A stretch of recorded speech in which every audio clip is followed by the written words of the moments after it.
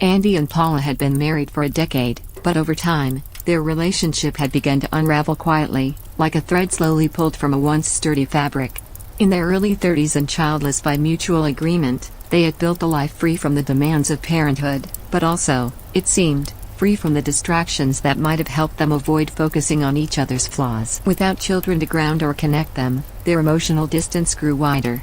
Arguments became more frequent, silences more loaded, and the spark that once defined their love faded into cold routine.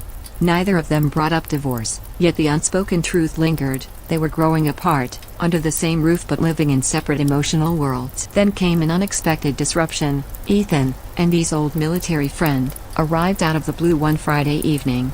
He stood at the door with a backpack and a wide grin, apologizing for the surprise but clearly expecting a warm welcome.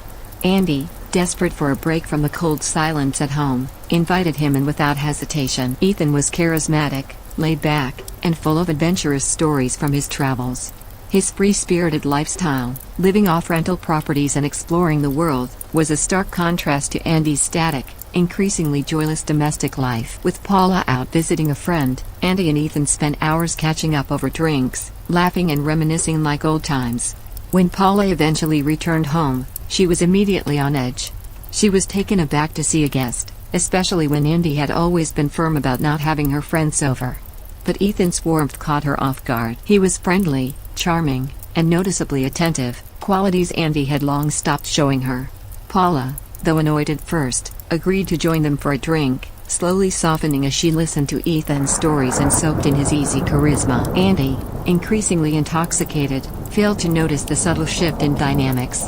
While he grew sluggish, eventually passing out from one too many drinks, Paula found herself more and more drawn to Ethan. Something about his energy, his freedom, and perhaps the novelty of being noticed again, stirred something long dormant in her. Later that night, as Andy snored in the bedroom, Paula stared at the ceiling, feeling trapped and unseen. Then, in a moment of impulsive recklessness, she made a choice that would change everything. She crept into the living room and laid beside Ethan on the couch. What began as a failing marriage now teetered on the edge of betrayal. Andy remained unaware, asleep just feet away, trusting both his wife and his friend. But in that moment, trust was broken without a word spoken, and the quiet, emotional erosion of a marriage had given way to something far more destructive. That night marked the beginning of Paula's descent into secrecy and betrayal, a path paved not with guilt, but with a sense of twisted liberation. After giving in to her impulsive desire and sleeping with Ethan while Andy snored just down the hall, she awoke the next morning feeling energized, even triumphant. Ethan had already left before Andy got out of bed, and Paula managed to lie with ease, telling her husband that Ethan had early plans and mentioned them the night before, something Andy, groggy and hungover, had no memory of. He accepted her explanation without protest, 2 days to piece together anything suspicious. Paula smirked to herself. She had crossed a line, and gotten away with it. Instead of remorse, Paula felt a secret thrill. For years, she'd felt ignored, criticized, and emotionally starved in her marriage. Andy's coldness, his dismissive tone, and the lack of affection had turned their home into a place of quiet resentment. So in her mind, what she'd done wasn't betrayal, it was balance. A way to take something back for herself. And since the first affair had gone undetected, the idea of repeating it didn't seem so unthinkable. Over the next few months, Paula became bolder. Ethan's one-night return to her life seemed to awaken a version of herself she had long buried, confident, flirtatious, desired. She began meeting other men in bars and restaurants. A drink here, a glance there, and soon enough, more clandestine encounters followed. She flirted with coworkers, exchanged secretive messages, and carefully orchestrated her schedule to slip away unnoticed. Meanwhile, Andy remained unaware, detached from her growing emotional distance. Whenever he asked where she'd been, she casually replied, "Just with friends." And he believed her. What shocked Paula the most was how easy it had become to lie. To kiss Andy goodnight and then text someone else. To pretend everything was normal while her double life expanded. There were no confrontations, no suspicions, just her freedom hidden in plain sight. The more she got away with it, the more she justified it. After all, hadn't Andy been emotionally absent for years? Hadn't he pushed her away first? But underneath the surface, a quiet rot was spreading. Her heart wasn't filling up, it was hollowing out. Every new fling provided a temporary high, but the emptiness returned each time. She couldn't bring herself to stop, not because she was in love with someone else, but because she had fallen in love with the control, the secrecy, the feeling of being desired again. And so, the marriage continued, outwardly stable, but internally fractured. Paula played the role of wife while living like a stranger. Andy remained oblivious, never imagining that his best friend had been the first to break the boundary, and that his wife was now crossing it regularly, right under his roof. Months had passed since that night on the couch, and for Ethan, the weight of guilt had only grown heavier with time. What had initially been a hazy, heat-of-the-moment mistake had solidified into a memory that haunted him. He wasn't just burdened by the fact that he'd slept with his best friend's wife, it was that he had done so under Andy's roof, while Andy, trusting and unaware, slept just a few feet away. That betrayal twisted inside Ethan until the guilt became unbearable. He avoided contact with Andy altogether, too ashamed to face the man he once called a brother. But fate has a way of forcing confrontations we try to avoid. One ordinary day at a hypermarket, Andy was strolling through the aisles when he spotted a familiar face. Ethan. Grinning mid-phone call, until he turned and locked eyes with Andy. His smile vanished, and his posture stiffened. Panic. Andy, cheerful at first, noticed the shift. "Hey, dude, you okay? You look worried." Ethan hesitated. He looked around as if searching for an escape but realized he couldn't run anymore. With a shaky breath, he ended his call and faced the truth. "Andy," he began slowly, "I'm so sorry. I have to tell you something." He stumbled over the words, recounting how Paula had come onto him that night, how he hadn't thought clearly, how it happened so fast, and how he regretted it the moment he woke up. Ethan's voice cracked under the weight of confession, but Andy barely heard the words. His blood ran cold. His jaw clenched. For a brief moment, he nearly lost control, fists balling at his sides. He could have hit him, wanted to, but something in Ethan's shame-filled face stopped him. Without saying a word, Andy turned and walked away, leaving Ethan standing there. On the drive home, silence filled the car, but inside, Andy's mind was screaming. How long had it been going on? Was it just that night? Was Paula still lying to him? The betrayal cut deep, not just because of what happened, but because it had come from two people he trusted most. His best friend and his wife. When he got home, the betrayal was confirmed in the worst way. Paula was lounging in bed, laughing on a phone call with another man. She didn't even bother hiding it. Andy heard the voice on speaker. Cold, sharp fury took over. Without hesitation, he ripped the phone from her hand, ended the call, and ordered her out. She laughed, mocking him, until he grabbed her by the shirt and dragged her to the door. In a final act of closure, he threw her shoes after her and slammed the door. In that moment, Andy knew the marriage was over. The man who rarely showed anger had finally had enough. The truth had come out, not from Paula, but from the friend who broke it, and while the pain was real, it was the beginning of finally reclaiming his peace. After the explosive confrontation, Andy stood in the middle of his living room, heart pounding, breath shallow, and hands trembling from adrenaline. He had just thrown his wife out, someone he once promised to love and protect. Now, the home they had shared felt foreign, like the walls themselves had been complicit in the deception. The silence that followed wasn't peaceful, it was loud with the echoes of betrayal. And yet, beneath the pain, Andy felt something else too, relief. It was over. The lies, the pretending, the erosion of trust that had been happening for months, maybe years, it had all reached its inevitable end. For the first few days, Andy moved like a man in a fog. He didn't eat much, slept even less, and kept playing every detail over in his mind. How had he missed the signs? How had the person who once curled up next to him every night turned into someone who could laugh in his face while talking to another man? But amid the emotional wreckage, Andy also found himself reflecting, not just on Paula's actions, but on his own. He realized he had been emotionally distant, letting the relationship coast instead of addressing the tension.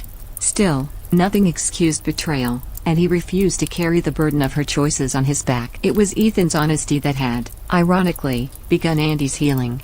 While he could never fully forgive him, Andy found an unexpected sense of closure in the confession. Ethan hadn't hidden forever. He had come clean, even if too late. And that act, raw and painful, was something Paula never had the courage to do. She would have continued lying, manipulating, pretending, had Andy not found out. That alone was enough to confirm he'd made the right decision by cutting her out completely. In the weeks that followed, Andy began reclaiming his space, piece by piece. He took down framed photos that no longer made sense. He deep-cleaned the apartment, not just to remove her scent, but to purge the energy of deceit. He returned to old hobbies, reconnected with friends he'd unintentionally pushed away during his toxic relationship, and even started therapy, not to fix himself, but to understand himself better. There, he began to explore why he had tolerated the emotional distance for so long, and what he needed to build healthier boundaries going forward. More importantly, Andy didn't rush into dating again. He wasn't looking to fill the void, he was learning to sit with it, to understand that solitude didn't mean failure. It meant freedom. Every day, he grew stronger, not by pretending the betrayal hadn't happened, but by choosing not to let it define him. In time, Andy came to see the entire ordeal not as a tragic end, but as a necessary transformation. What he lost in lies, he gained back in clarity, strength, and self-respect. And in that hard-earned peace, he finally rediscovered the man he had been before love went wrong. In the months that followed the collapse of his marriage, Andy found himself walking through a new kind of silence, one not filled with lies or tension, but with a calm, unfamiliar peace. The house, once filled with cold glances and hidden truths, had become a space for healing. The air no longer carried the weight of unspoken resentment. Instead, it felt still, honest, and raw. Andy didn't pretend that things were fine. He didn't hide from the pain. He welcomed it, let it move through him, and little by little, it began to release its grip. There were nights when he lay awake, staring at the ceiling, remembering the exact moment he saw Ethan's face go pale in the grocery store, or the sound of Paula laughing on the phone with another man. But those memories no longer burned, they simply existed. They were reminders of a life he had outgrown, and the mistakes he would never ignore again. He stopped asking why me and started asking, what can I learn from this? Through therapy, self-reflection, and time, Andy realized that healing doesn't come from forgetting. It comes from facing the truth and making peace with it. He accepted that he had once been passive in his marriage, tolerating emotional neglect and mislabeling survival as love. In the end, it took betrayal to wake him up, not just to Paula's truth, but to his own needs, desires, and self-worth. Andy no longer carried bitterness toward Ethan. Surprisingly, it was Ethan's guilty honesty that had sparked the first real step toward freedom. While Andy would never see him as a friend again, he recognized the strength it took to come clean. Paula, in contrast, never apologized, never showed remorse, and that told Andy everything he needed to know about who she truly was. Now, Andy measures people not by their words but by their consistency. He values emotional presence over grand gestures, and honesty over appearances. He's learned that trust is sacred, not just in relationships, but in how we treat ourselves. No more ignoring red flags. No more shrinking to keep the peace. One evening, while sipping tea by his living room window, Andy realized something powerful. The man he was before the betrayal was gone, but that wasn't a tragedy. It was a transformation. He had shed the version of himself that tolerated less than he deserved. What remained was a man wiser, calmer, and more whole. He didn't need revenge. He didn't need closure from the people who hurt him. What he needed, and finally had, was clarity. And in that clarity, he found the most valuable thing of all, himself. Looking back, Andy realized that the betrayal he experienced was more than just an act of infidelity, it was a profound unveiling. It revealed cracks in a foundation he had spent years pretending was solid. It wasn't just about Paula's disloyalty, or even Ethan's failure as a friend. It was about Andy finally waking up to the fact that he had been living in a relationship built on habits, not connection. The signs had been there: the emotional distance, the lack of communication, the cold silence between fights. But like so many people in long-term relationships, Andy had ignored the signs, convincing himself that rough patches were normal, that love simply dulled with time. What he learned, however, is that when you start tolerating emotional absence, you slowly abandon yourself. The deeper betrayal wasn't what Paula did behind his back, it was how long he had stopped showing up for himself. He had settled for bare minimum intimacy, brushed aside his needs, and assumed that as long as they were still under the same roof, things were fine. But love isn't about coexisting, it's about choosing each other daily, with effort, presence, and honesty. Paula stopped choosing him long ago, and in return, Andy had stopped choosing himself. Yet, in that painful revelation, Andy discovered his greatest strength: awareness. Once he stopped lying to himself, everything changed. He could finally see the truth in its full, unfiltered clarity, and that truth, however painful, became his freedom. He no longer blamed himself for Paula's choices. Her betrayal was hers to own. His healing was his to claim. He also learned that protecting one's peace sometimes means making hard choices, like letting go of people you once thought you couldn't live without. Andy had spent too much time preserving a version of love that no longer existed. But now, he was free to define love on new terms: respect, transparency, and emotional safety. And most importantly, peace of mind, the quiet kind that doesn't rely on anyone else to maintain. Ethan's confession, painful as it was, had been a gift in disguise. It forced the truth into the open. It exposed the rot. And in doing so, it gave Andy the clarity he had long been missing. While he could never forget what happened, he no longer carried anger in his heart. Instead, he carried wisdom. Andy's story is a reminder to anyone holding onto a crumbling relationship out of fear or habit: don't wait for betrayal to wake you up. Listen to the quiet signs. Pay attention to how often you silence your own needs. Because the cost of ignoring those things is far greater than the pain of letting go. In the end, Andy didn't just survive betrayal. He evolved through it, and emerged not bitter, but better. In the aftermath of heartbreak, Andy found himself standing at a personal crossroads, one where he had to choose between clinging to what was lost or embracing what could be rebuilt.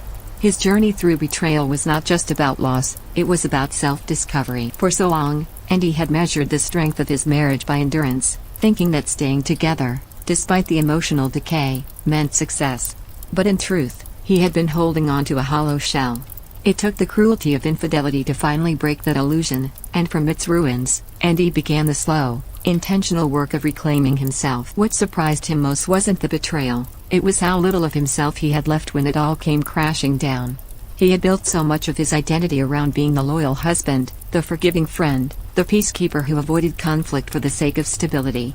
But that stability had come at a cost: his voice, his needs, and his self-respect. When Paula laughed in his face, unbothered by her lies, it ignited something long dormant in him. A line that should have been drawn years ago was finally, irreversibly, crossed. Instead of spiraling into bitterness, Andy leaned into reflection. He realized that the hardest part of healing wasn't letting go of Paula, it was letting go of the fantasy he'd created about who she was and what their marriage had become. It wasn't love that kept them together in the end, it was fear. Fear of starting over, fear of judgment, fear of loneliness. But when those fears were stripped away, Andy discovered that what remained was far more valuable: truth. And in truth, there is power. He stopped asking why Paula did what she did, or what he could have done differently. That kind of thinking kept him tethered to the past. Instead, he asked himself what he deserved moving forward, and the answer was simple: respect, reciprocity, and peace. He no longer wanted a love that needed excuses. He wanted one that made him feel safe, chosen, and seen. Andy also found unexpected strength in solitude. Where once the silence of an empty home would have felt lonely, now it felt like breathing room. He was no longer walking on eggshells, no longer questioning himself. There was no betrayal in the walls, no lies in the air. Just clarity. And that clarity allowed him to rebuild, not just his space, but his spirit. In time, Andy would love again. But this time, he would do so from a place of fullness, not lack. He wouldn't settle for someone who offered half of themselves. And he wouldn't shrink himself to fit someone else's comfort zone. Because once you've faced the truth and chosen yourself, you never go back to anything that requires you to lie to your heart. In the middle years of life, many people cling to relationships out of habit rather than love, afraid of starting over, afraid of being alone. Andy's story is a powerful reminder that emotional neglect is also a form of betrayal, even when it's quiet and unspoken. When loyalty becomes one-sided, and respect begins to erode, staying just to keep the peace often means abandoning your own. The most painful truth is this: sometimes the person you trust most is the one who wounds you deepest. But in that pain lies a chance to rediscover your worth, your voice, and your boundaries. Andy didn't just survive being betrayed by his wife and best friend, he used the truth as a turning point to rebuild his life with more honesty, self-respect, and emotional clarity. For anyone in midlife questioning whether it's too late to start again, let this be your answer: it's never too late to choose yourself. Walk away from what depletes you. Embrace the uncomfortable truths. Because peace of mind isn't found in pretending everything's fine, it's found in having the courage to demand better.